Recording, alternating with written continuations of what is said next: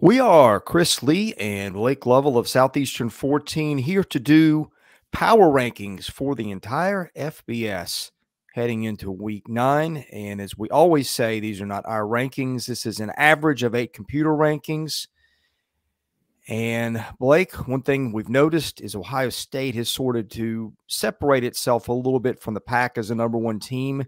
The Buckeyes in that spot for the 3rd week in a row. Alabama has leapt ahead of Georgia for the 2 spot.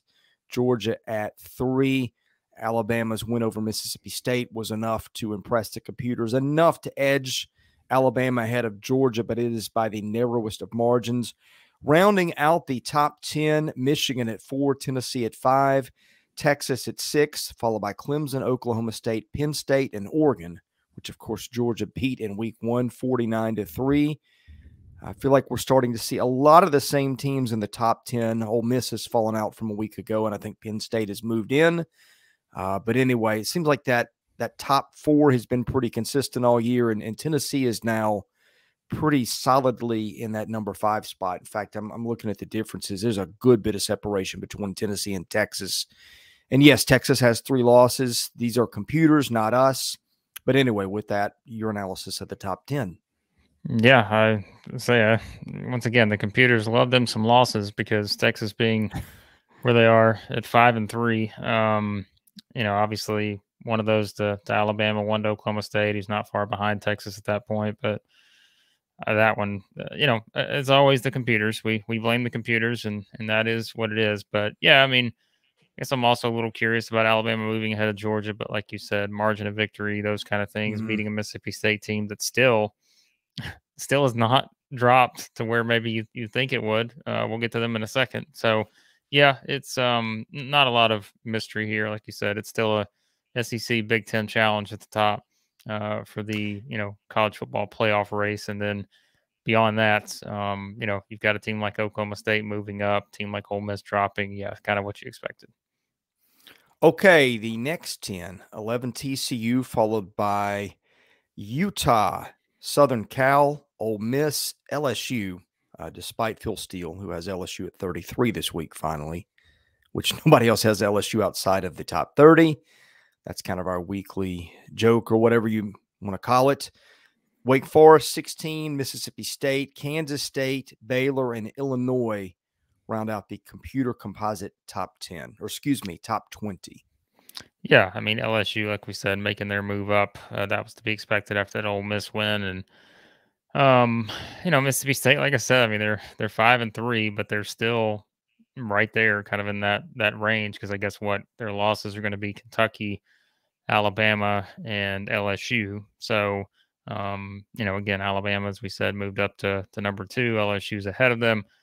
Kentucky not far behind them here, as we'll talk about in a second. So, once again, it's the computers and what they value here. But yeah, I mean, LSU certainly making the big jump up. That's not going to surprise anybody, and obviously, a great chance to continue doing that next week, depending on how things unfold. But Mississippi State still kind of, hey, that's what we talked about in our power rankings this week. Like Mississippi State to me is still just a hard team to figure out because it's not like they have a bad loss on their resume, but I think it's how they've lost some of those games that has maybe been a little bit concerning for the Bulldogs.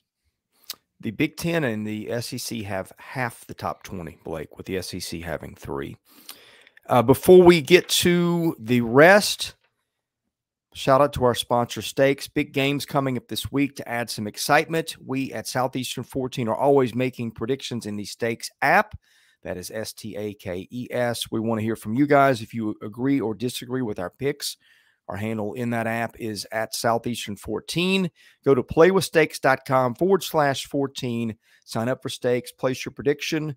Whether you're for or against our predictions, use the invite code Southeastern 14. You'll get a double welcome bonus. Free to join, free to play, just for fun. You can win stuff. You can brag when you beat us. Nothing to lose. Help out our partners at Stake and have some fun while you are at it. Okay, Blake. The top 30 concludes with Kentucky 21, followed by UCLA, Notre Dame, Wisconsin is back in there. Cincinnati. So Cincinnati would be the highest ranked team outside of the Power 5 at 25, followed by Syracuse, Minnesota. Oklahoma has climbed back in. Arkansas at 29 and Maryland at 30.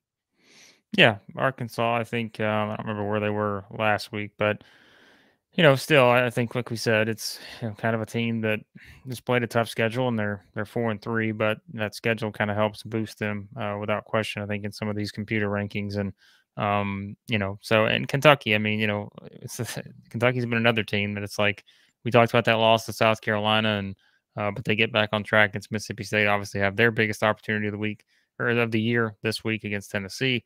So, yeah, I mean, again, I mean, it's just you said it, like just kind of how many SEC teams are in the top portion of these rankings, and it just kind of shows you I think the strength of the league. Even though, as we always say, somebody's got to beat somebody. Like people have to lose games, and like SEC teams are going to lose games. But I think when you consider the quality of the competition, it's pretty clear that some of these losses are not going to impact you as much, not just in maybe human power rankings, but also the computers as well. Other SEC teams, Texas A&M at 33, South Carolina 39, Florida 44, Auburn 50, Missouri at 60, and Vanderbilt at 92.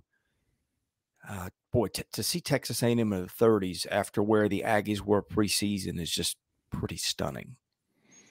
Yeah, I think they're tied with Iowa State in terms of, I'm looking at this right, the two teams, the highest ranked teams that have a losing record, both 3-4. And yeah, I mean, again, it's just thinking about where they were to start the season to kind of where they are now, even though they're probably still not as far down as, I think we had them 11 in our power rankings this week. But again, different criteria when it comes to these rankings and those. But yeah, so I mean, South Carolina, keeps moving up. No surprise there. They keep winning, and they'll keep moving up as long as they keep doing that. And Florida's just so kind of in that, I don't know, kind of like that no man's land where I still don't know what to do with Florida. Like, even if they come out and lose to Georgia, I don't know what you say about that, because other teams have gotten, South Carolina got beat down by Georgia and all this other stuff. So I think Florida's still kind of that mystery to me, what we really make of this team. And of course, Auburn and, Missouri, Vanderbilt, they've had their struggles. So no surprise, kind of see them where they're slotted here. Okay, the bottom 10. We'll start from the bottom. UMass, the worst team, followed by, again, this is worst to best, Florida International, Akron, Charlotte, which fired Will Healy this week and replaced him with Peter Rosamondo, New Mexico State, New Mexico, Hawaii, Colorado State, Nevada, Temple, and UConn.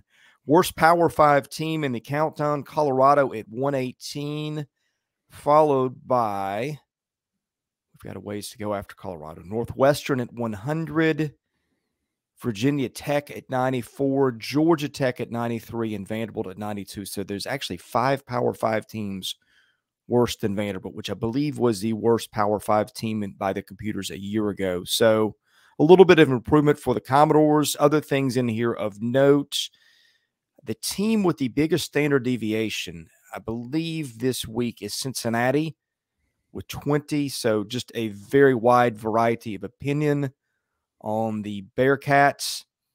What else we got? No, I'm sorry. It's Texas Tech at 20. Cincinnati's at 12. Cincinnati's the highest standard deviation inside the top 30.